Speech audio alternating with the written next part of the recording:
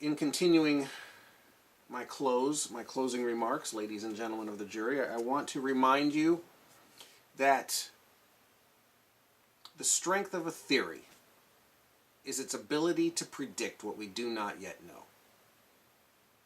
Einstein, he's still cracking it out of the park. 100 years later, he's still cracking it out of the park. In fact, the reason our global positioning satellites are so accurate that they can narrow our position on the planet down to a few square feet is because of Einstein's understanding of time. That he knew time was a part of the physical dimensions of the universe. Amazing. 100 years later, we're still using this theory. It's still cracking them out of the park. Darwin, not so much. You got to be honest. I already took you through strike one. The sudden appearance of life in the Cambrian explosion.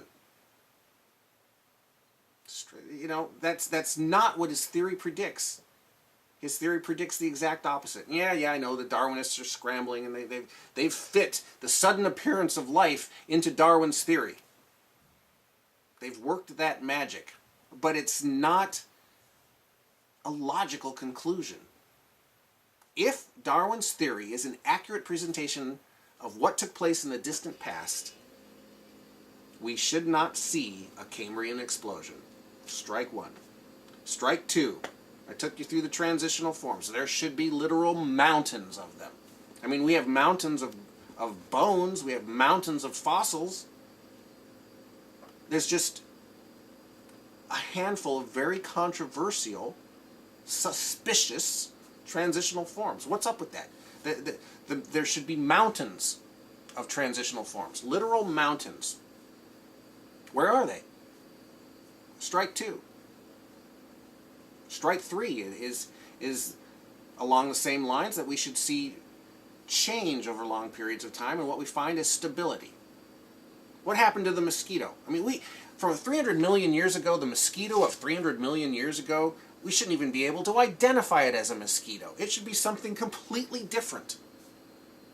But no, it got stuck. It got doomed being a mosquito for hundreds of millions of years. The plague of the planet. Tough luck. Sorry about that, guy. No, we find tremendous stability in the fossil record. That's strike three. Darwin's prediction. Darwin's theory predicts the exact opposite. We should not find stability. We should not find stasis. You know, strike four. The law of entropy. The law of entropy, that what the universe does when left to itself is it heads towards entropic death, from energy available for work to be done, from order to disorder. You know, we've got today's Darwinists telling us that, because of the sun's radiant energy. But here's what they're doing. It's absurd. They're using the fact of life on the planet as proof that the law of entropy can be reversed. Does that strike you as absurd? Does that strike you as something's wrong there? I mean, that's a joke, right? I mean, aren't anybody's BS detectors going off? Which brings us to another issue that I wanted to discuss, and that is earlier in my presentation. I talked about how society, there was a premature rush to judgment, about 100 years premature. And I wanted to touch on that real briefly because it has to do with implicit predictions within Darwin's theory. And what do I mean by this societal rush to judgment that was about 100 years premature? Well, Darwin wrote his book in 1859. And about 100 years later, in the mid-1950s, a couple of brainiacs, and I mean that in reality, I mean that a couple of geniuses, biochemists, one named Dr. Watson and the other named Dr. Crick, unraveled the genetic code. And it was about a 100-year window that Darwin's theory had this opportunity to embed itself within society. And along comes Watson and Crick. They win the Nobel Prize for Science for unraveling the mystery of genes, the genome. And Crick, I don't know about Watson, but Crick, and you can find this out for yourself online, but Crick was the first man of his intellectual pedigree to propose panspermia. Yeah, Crick was the first guy that I'm aware of to propose that life was seeded here from elsewhere. I wonder why he did that. Did you ever give that one some thought? One of the smartest guys of the 20th century proposes panspermia after he cracks open the genetic code? Interesting. I wonder why nobody mentions that. It's because he took one look at this thing. He took one look at the genetic code of information encoded and embedded upon this molecule, and he said, there's no way that this happened by Darwinian means. Life had to be seeded here from elsewhere. We can't get there. We cannot get to the genetic code through random processes. People don't talk about that one much. But it can all be demonstrated.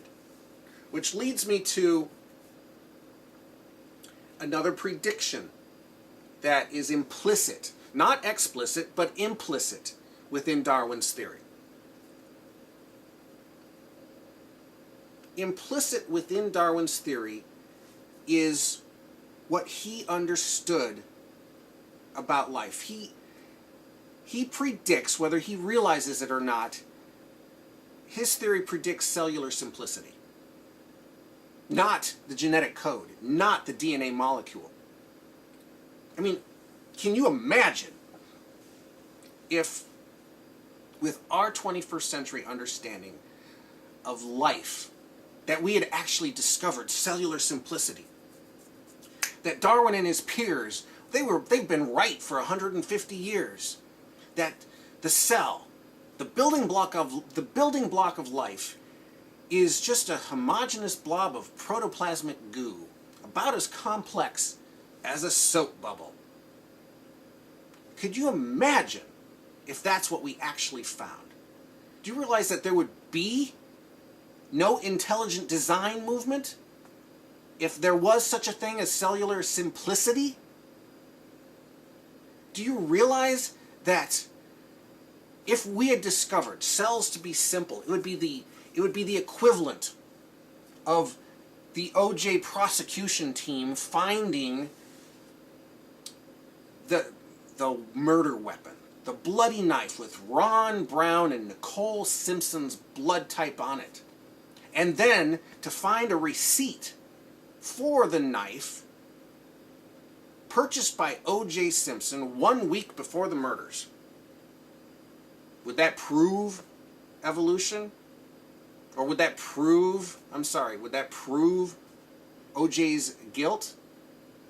No, but I bet he'd be in jail right now if they found it. I mean, it would be a strong piece of the circumstantial puzzle. If we found cellular simplicity, would it have proven Darwin's theory? Would that be proof of it? No. We can't prove it. We can only piece together the puzzle, and it will either support and bolster the theory, or it will subtract from the theory, from the weight. But man, if we had discovered that cells were simple, that they were not the marvels of complexity that we now know them to be, there would be no intelligent design movement at all. Because it would be apparent that this could, randomness and chance could explain life.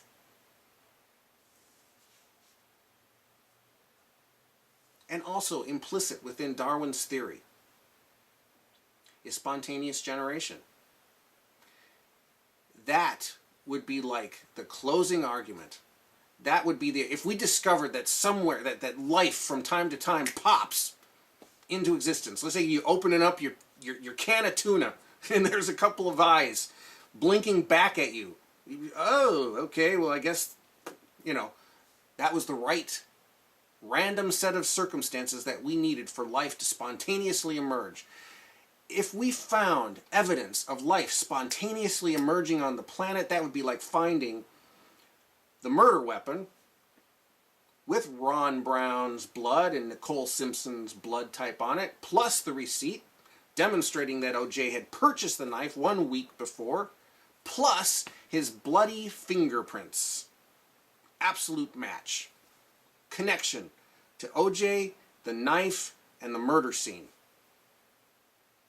If we saw spontaneous generation happening anywhere, yeah, we'd be feeling some weight. The weight of it would be supporting Darwin's theory. If we found cellular simplicity, yeah, you'd start thinking about it, going, I could totally see how life could be accidental and random. I could totally see this. Would it be proof? No, you can't prove it. It would never have that level of 100% certainty for all the reasons I've described. But your certainty, your probability meter would be going 98%, 98.5. You'd be feeling pretty good about the theory. But what do we find? We find the exact opposite. We find staggering complexity, orders of magnitude beyond any level of technology that we presently have. I saw one of these guys who'd done an animation talk about this the nanotechnology in the cell as being the envy of every nanotechnologist on the planet. The envy. We're not even close to that. So Darwin's theory, in terms of what it predicts versus what we're finding, it's scrambling. It's getting weaker all the time. In fact, people, it's getting so bad that contemporary Darwinists and evolutionists, I don't even know if they're called Darwinists anymore, are proposing multiple nexi of life. So instead of that first simple single-celled organism that could never have existed in the first place happening once, they've got to have it happening all over the place. And maybe this spontaneous emergence of life led to plant life. And maybe this spontaneous emergence of life led to invertebrates. And maybe this one led to vertebrates. And this one led to who knows what. So they've got multiple nexi theory going on out there. I'm telling you, these guys are scrambling. Do we hear about this? No.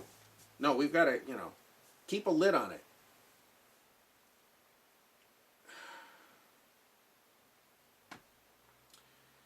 So anyhow, you got to do some thinking on your own. You really do. And I hope you do. Because what I'm going to talk about next has to do with how you answer the question will lead in different directions. I hope you're here for that one.